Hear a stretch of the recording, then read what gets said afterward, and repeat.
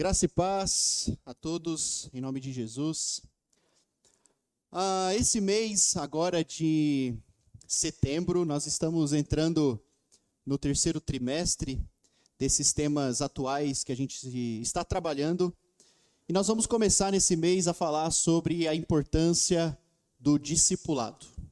Então, durante esse mês, nós vamos falar sobre a importância do discipulado na nossa vida. E hoje o tema da pregação é o chamado irrecusável, ide e fazer discípulos. Então a gente vai falar sobre discípulos, sobre fazer discípulos, sobre ser discípulos e sobre também a atitude de Jesus, né, que ele espera de nós. Estou falando não só nessa, mas nas outras pregações, a respeito do cuidado que nós temos que ter um com o outro.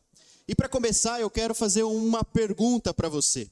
A pergunta é: imagine que você ou alguém que você conhece, alguém que você ama, recebe um diagnóstico de uma doença terminal. E o médico diz para você: só existe um tratamento capaz para salvar a sua vida. Não existe uma segunda opção. Pergunta: o que você faria?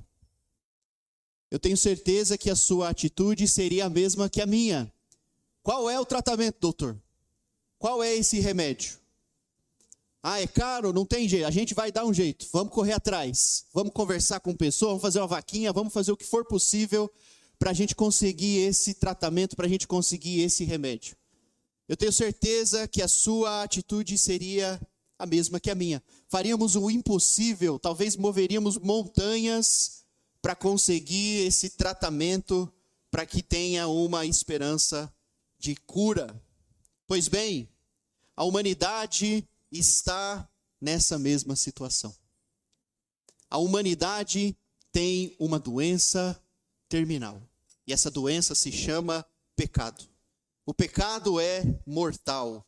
O pecado destrói. O pecado nos leva à eternidade longe de Deus. Só que essa poderia ser a resposta final. Mas não. Existe uma cura. Existe um remédio. Existe uma solução. E essa solução está lá, e eu quero que você abra comigo Romanos, capítulo 1. Romanos, capítulo 1, verso 16. Que diz assim, Romanos 1,16: não me envergonho do evangelho, porque é o poder de Deus para a salvação de todo aquele que crê, primeiro do judeu e depois do grego. O remédio essencial para a cura completa do pecado se chama evangelho. O evangelho é a única solução. Não existe plano B. Não existe outra alternativa. E aqui está o detalhe também. Então nós temos a resposta, nós temos o medicamento, nós temos a cura, o evangelho. Mas o detalhe é, Deus decidiu que o método para que esse evangelho fosse aplicado, o método para que esse evangelho fosse espalhado, essa cura fosse espalhada ao mundo, se chama igreja. O evangelho é a resposta, a igreja é o método, a maneira em que Deus criou para levar essa cura ao mundo. Eu estou falando de mim e eu estou falando de você. Estou falando de nós. Nós somos o método que Deus planejou para tirar o mundo das trevas e trazer a luz e a cura. E é por isso que Jesus termina nesse texto em que nosso irmão Odario aqui leu, em Mateus 28, Jesus completou a sua obra, Jesus completou o seu ministério, ele veio e fez o que estava proposto, morreu na cruz por nós, sangrou por nós, como nosso irmão Brumel acabou de falar na ceia, seu sangue foi derramado pelos nossos pecados, Jesus cumpriu o seu objetivo, morreu, mas ressuscitou. Ressuscitou, apareceu aos seus discípulos e antes de ir embora, ele deixa essa última mensagem a eles: vão e preguem.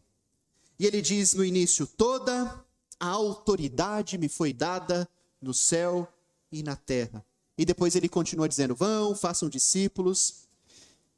E você pode perceber que nesse texto, meu irmão, isso não é uma sugestão de Jesus. Jesus não está sugerindo o que os seus discípulos precisam fazer. Jesus está os convocando, os chamando a executar a sua missão de vida. E eles fizeram isso. Eles cumpriram com o papel deles. E nós estamos aqui hoje, e a igreja se reúne hoje no mundo inteiro. É fruto do trabalho, da dedicação, do amor, da obra deles, que começou há mais de 2000 anos atrás. Você já parou para pensar nisso? Eu penso nisso constantemente. Essa grande mensagem começou com apenas 12 homens. 12 homens que amavam a Jesus mais do que a sua própria vida. E quando você para olhar o perfil deles, pescadores, coletores de impostos, homens simples, que talvez hoje não teriam lugar para poder falar, não eram doutores da lei, não tinham status sociais, não eram talvez importantes. Talvez se eles estivessem no meio de uma multidão, com certeza eles não iriam se destacar pela beleza, mas esses homens dedicados pregaram para o mundo todo. E se você está sentado aqui, você é fruto de 2000 anos de pessoas que amam a obra de Deus. E eu estou lendo um livro que tem mexido muito comigo, me feito pensar muito, que se chama História dos Mártires, onde você vê cada história, cada pessoa que sangrou, que morreu, que avançou mares, que enfrentou multidões, que enfrentou governos, que enfrentou tiranos, que enfrentou reis, para fazer com que essa palavra avançasse e chegasse até nós nos dias de hoje. Eu e você, irmãos, nós somos frutos de oração. Pessoas oraram por anos, séculos, por nós. Nós somos frutos de oração. Nós somos frutos de lágrimas. Nós somos frutos de ofertas que nós acabamos de colocar aqui. Nós somos frutos disso. Pessoas que venderam tudo o que tinham para poder mandar missionários para atravessar continentes e essa mensagem chegasse aos nossos ouvidos. Nós somos, como o irmão falou aqui também na ceia, nós somos frutos de muita renúncia. Pessoas que abriram mão das suas vidas para ganhar os céus, para ganhar a Cristo. E hoje nós estamos aqui, nós somos frutos de tudo isso. Uma dessas histórias que me veio à mente, e eu gostaria apenas de compartilhar com você, um homem chamado William Tyndale, que foi uma das primeiras pessoas que traduziu a Bíblia para a língua inglesa, numa época difícil, ali perto do ano 1500. E por causa dessa atitude, porque ele fez uma tradução, porque ele queria que as pessoas pudessem ler o livro que temos em nossas mãos tão facilmente, ele fez essa tradução e o resultado disso foi pena de morte. Ele morreu condenado à morte porque ele fez uma tradução, numa época em que era proibido ler a Bíblia. Já parou para pensar nisso? E a gente se esquece, poucos séculos atrás as pessoas eram proibidas de ler a Bíblia. Existem lugares no mundo que isso ainda hoje é realidade, pessoas são proibidas de ler a Bíblia. Olha o privilégio que nós temos. E ele foi condenado, esse homem foi condenado a ser enforcado. E enquanto ele estava indo ao seu martírio, ele disse em oração: Senhor, abra os olhos do rei da Inglaterra. Enquanto ele caminhava para a morte, ele orava pelos seus executores, para que Deus abrisse os seus corações. Olhe que exemplo de fé. Isso só é possível para alguém que entendeu o poder que o Evangelho tem. E a sua oração foi respondida anos depois, alguns anos depois. A Bíblia foi oficialmente publicada naquele idioma e gerou frutos que ultrapassam gerações. Frutos que ultrapassam gerações. Agora reflita comigo. Eu e você, meus irmãos, nós só temos essa geração para evangelizar. Se eu e você, se a igreja falhar, nós iremos falhar com Deus. Nós só temos essa geração. Temos alguns poucos anos para impactar esse mundo, essa geração. Em breve nós iremos partir e o mundo vai partir e uma nova geração vai vir. Então nós temos apenas alguns poucos anos para evangelizar esta geração. O que nós vamos fazer com isso? E é interessante que quando você lê o texto, Jesus já nos dá uma dica muito boa de como fazer isso. Jesus nesse texto já nos dá um grande conselho de como nós fazemos evangelismo, de como nós fazemos discípulos. Quando você olha no original, quando ele diz, a ordem de Jesus pode ser lida mais do que apenas vão, mas a ideia de indo pelo caminho, preguem o evangelho. Ou seja, a ideia que Jesus quis dar aqui é enquanto você está indo, por onde você estiver indo, pregue o evangelho. Muitas vezes a gente espera o momento ideal, o cenário perfeito para atingir aquela pessoa e para falar do evangelho. Mas sabe uma coisa que eu tenho aprendido? Isso não existe. Não existe momento ideal. Se você ficar esperando o momento ideal para falar do evangelho, você vai perder muitas oportunidades. A oportunidade para falar do evangelho é no momento em que nós acordamos, ao momento que a gente dorme. O convite de Jesus é que enquanto estamos indo, durante as nossas tarefas diárias, muitas oportunidades vão surgir. Pregue o evangelho. Durante o seu trabalho, eu imagino que muitas oportunidades surgem. Seja um profissional exemplar, seja uma pessoa, um cristão exemplar no seu trabalho e na sua conduta, você vai ver que oportunidades vão surgir para falar de Jesus. Seja um estudante na faculdade exemplar, faça o que os outros não fazem. Seja honesto, por mais que seja tentador, não faça aquela colinha. Faça aquilo que agrada a Deus. E você vai ver, oportunidades vão surgir para pregar o evangelho. Todos os dias em que acordamos, nós temos um mar de oportunidades. E quando nós olhamos para o evangelho, quando nós olhamos para o próprio Jesus, é isso que vemos. Jesus, durante o seu dia a dia, durante as coisas que aconteciam, ele falava a respeito do reino dos céus. Enquanto ele estava num barco com os seus discípulos e uma tempestade acalmou, ele ensinou uma grande lição de fé a eles. Cada coisa que acontece na nossa vida é uma lição de Deus, e isso é para nós e para as pessoas à nossa volta. Jesus, num dia ensolarado, acho que ele entenderia muito bem a gente aqui, né? Num dia ensolarado, enquanto buscava um pouco de água para poder aliviar a sua sede, ele encontra uma mulher. Está aí, uma grande oportunidade para falar do reino dos céus. Então, oportunidades surgem, apenas levante a cabeça. Ore a Deus pedindo por elas e preste atenção. O mundo é cheio de oportunidades. Quantas refeições que Jesus sentava no seu dia a dia para comer eram oportunidades para falar a respeito do reino dos céus.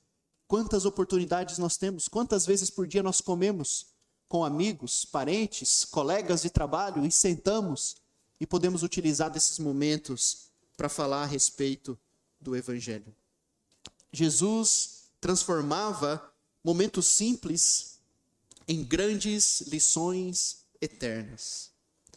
E eu quero estimular a você a fazer isso. Chame alguém para tomar um café. Puxa, no meu trabalho realmente não dá. Chame alguém para tomar um café. Olha quantas cafeterias bonitas a gente tem por aí. Chame alguém para conversar, chame alguém para um churrasquinho. Faça a oportunidade, construa o ambiente então e fale do evangelho para alguém. E você vai ver os frutos que Deus vai fazer na sua vida e na vida das pessoas. Porque o discipulado, meus irmãos, a tarefa de fazer discípulos, ela é para todos nós. A tarefa de fazer discípulos e de pregar o evangelho não é restrito a um grupo de pessoas. Não é só para o evangelista, para o líder do ministério, para aquele irmão que cuida de algum cuidado da igreja, da área administrativa. Não é. O evangelho precisa ser pregado por todos e para todos. Existem pessoas, e a gente já falou isso em outras oportunidades, existem pessoas que fazem parte da sua vida, que fazem parte da sua rotina, que são seus colegas de trabalho, que são seus colegas de faculdade, e que você tem a oportunidade de falar, e que talvez não vai passar na vida de ninguém, mas Deus permitiu que você tivesse o contato dessa pessoa. Deus espera que você faça algo. Em um dos textos bíblicos interessantes, quando Jesus expulsa aquele homem cheio de demônios que estava assustando muitas pessoas, lembra daquele texto? Ele joga aqueles demônios nos porcos, e depois aqueles porcos caem morro abaixo. Aquilo ali chocou e deixou espantado todo mundo. Aquele homem, quando foi curado dos demônios, ele queria seguir Jesus. Ele queria dizer assim, eu vou com você, eu vou para onde você for. E Jesus falou para ele, não, você não pode vir comigo. Mas vai para casa e fale o que aconteceu com você. Diga o que o Senhor fez por ti. Fale. E esse homem não tinha diploma de teologia, mas ele tinha uma missão, contar o que Jesus tinha feito por ele. Então muitas vezes a gente pensa, eu não sei por onde começar. Olhe para a sua vida. Olhe de onde ele te tirou. Olhe aonde Jesus te colocou. Olhe o que ele fez por você. Eu tenho certeza que quando você olha para dentro de si, você consegue ver uma grande transformação. Fale para as pessoas sobre isso. O que o Senhor tem feito por ti. Nós não somos chamados para fazer simpatizantes de Jesus. Já tem muita gente sendo simpatizante. Tem muita gente sendo simpático à fé e tal. Quando a gente olha para as pesquisas, 90% das pessoas se dizem cristãs. Mas a gente não vê isso na prática. Simpatizante a gente tem muito. Jesus está nos convidando para nos aprofundar. E isso se chama ser discípulos. E nesse texto existem 3 movimentos claros para formar um discípulo. E aqui fica muito claro a importância do que precisa ser feito. Primeiro, ele diz, batizando-os em nome do Pai, do Filho e do Espírito Santo. O batismo, meus irmãos, não é um ritual sem importância, não é um ritual, não é uma coisa assim, apenas uma fé pública, não é isso. O batismo é extremamente importante para a nossa fé. O batismo é o momento em que somos sepultados com Cristo. O batismo é o momento em que morremos para esse mundo. O batismo é o momento, como diz Atos 2,38, em que recebemos o perdão dos pecados e recebemos o dom do Espírito dentro de nós. É o momento, como Paulo fala em Romanos, nos unimos a Cristo. Nos unimos a Ele.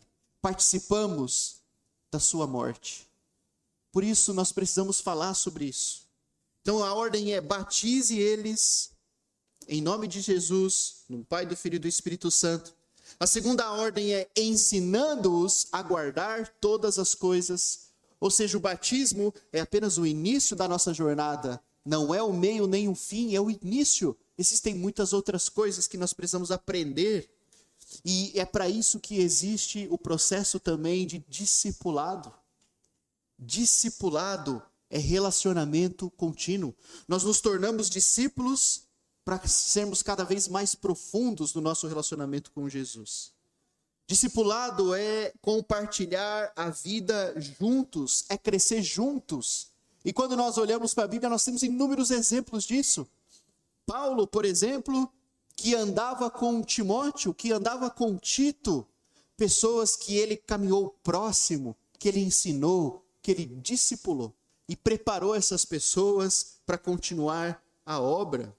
Então não apenas ensinava, mas o legal do texto é que Paulo levava Timóteo junto, ele participava de suas viagens para que ele pudesse ver a obra, para que ele pudesse testemunhar e depois colocar isso em prática em como viver. E a confiança e tudo isso existe para que nós possamos, no final do texto ele diz, eu estarei convosco todos os dias até o fim dos tempos. Essa missão nós não fazemos sozinhos. Jesus, por mais que não esteja fisicamente aqui, ele está em espírito conosco. Jesus está conosco. A presença dele está conosco, nos acompanhando em todos os lugares. E você pode se apegar nisso.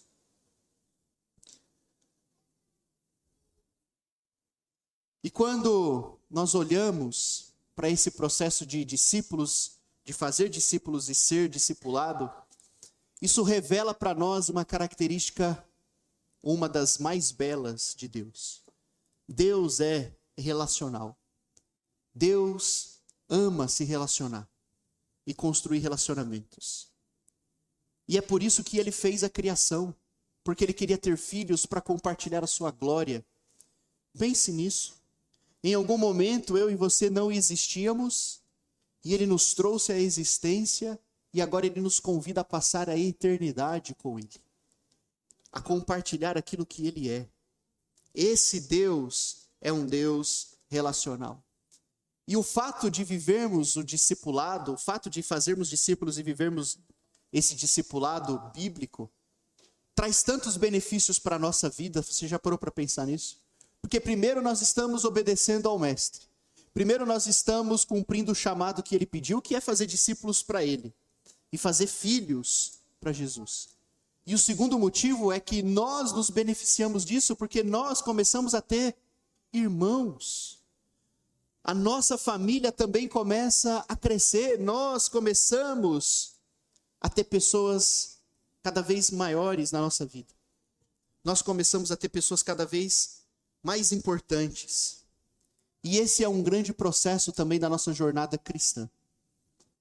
Lembra lá quando você fez os princípios básicos e você aprendeu lá os passos para a salvação?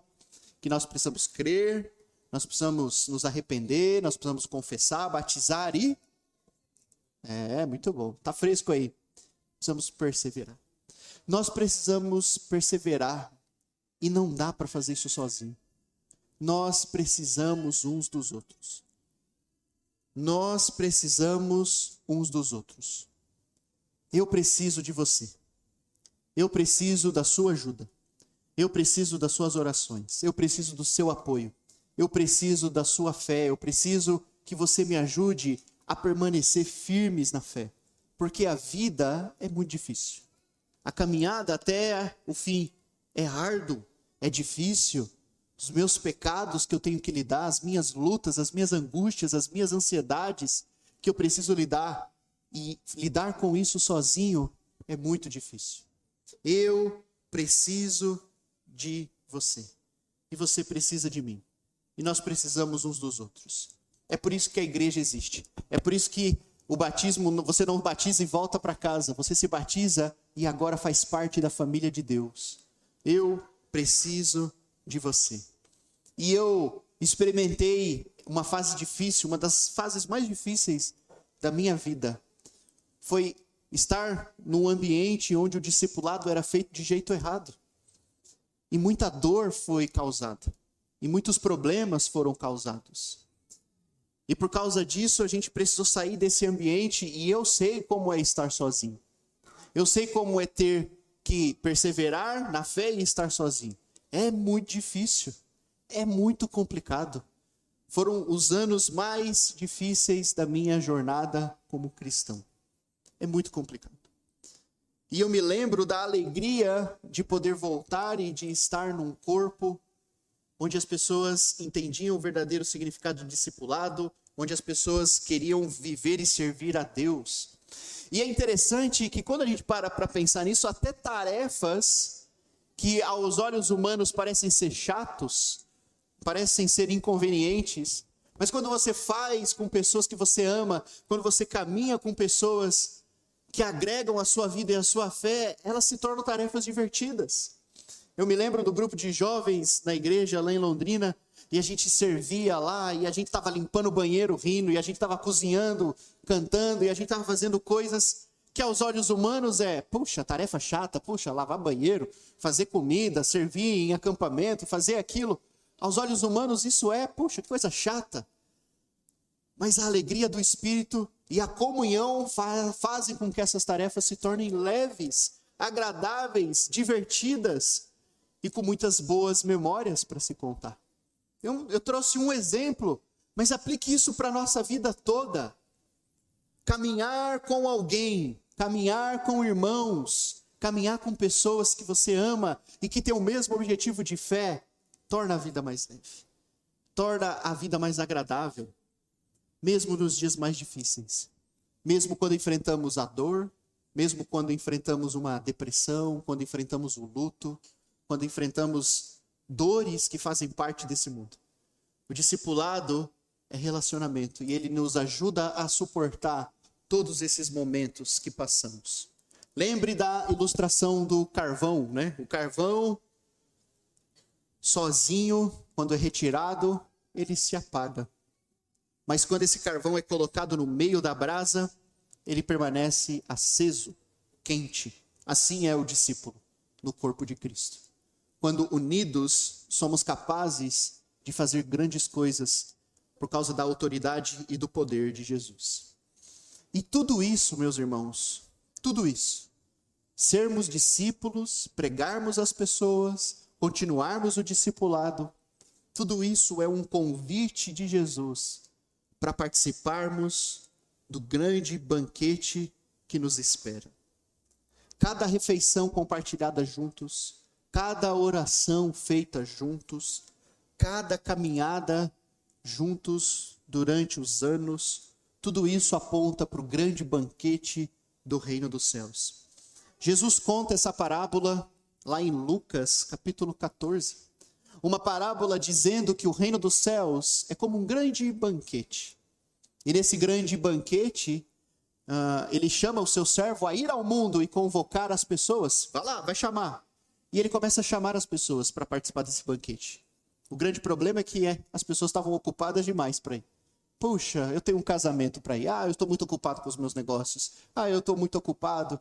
E as pessoas começam a dar desculpas para não participar desse banquete. E quando ele fala isso ao Senhor, ele fala, continue, vá de novo, e agora vá nos becos, chame os mancos, chame os doentes, chame a todos, porque eu não quero que nenhum lugar da minha mesa fique vazio. E ele faz isso, e ele começa a chamar, e de repente começa a entrar cada vez mais pessoas nesse grande banquete. Jesus, nessa parábola, disse que a mesa é enorme e que existe muito espaço. E ele nos convida a tomar a mesma postura. Vamos ao mundo chamar as pessoas para participar desse grande banquete.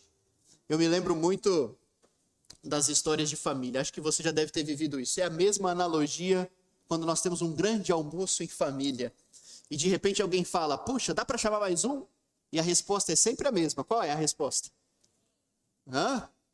Sim, dá para chamar, mas sempre tem espaço para mais um. Puxa a cadeira e senta aí no canto. Sempre tem mais um prato. Sempre dá para compartilhar um pouco mais. Sempre dá. Assim é no reino dos céus. Sempre tem espaço para aquele que está disposto a conhecer a verdade e ser um verdadeiro discípulo de Cristo. O céu é assim. Sempre há lugar para mais um. E o discipulado, então, para a gente concluir, meus irmãos, para que você entenda, é a nossa grande missão. E o tempo é curto. E o sustento de tudo isso é a fé daquilo que nós vamos receber. A vida eterna. A vida eterna nos aguarda. E lembre-se disso. Nós temos apenas essa geração para evangelizar. Temos apenas as pessoas que estão aí nesse mundo. Em breve nós vamos partir e elas também. Então temos apenas essa geração para fazer discípulos. Quem você precisa discipular? Quem você vai deixar discipular você? Com quem você vai caminhar até a eternidade? Essas são as perguntas que eu quero que você medite nessa manhã. Você vai viver apenas como um simpático à fé, um simpático a Jesus? Ou você vai viver como um verdadeiro discípulo que faz discípulos? As maiores coisas que faremos para Deus não serão sozinhos, mas juntos. E juntos nós vamos perseverar e chegar no grande banquete do reino dos céus.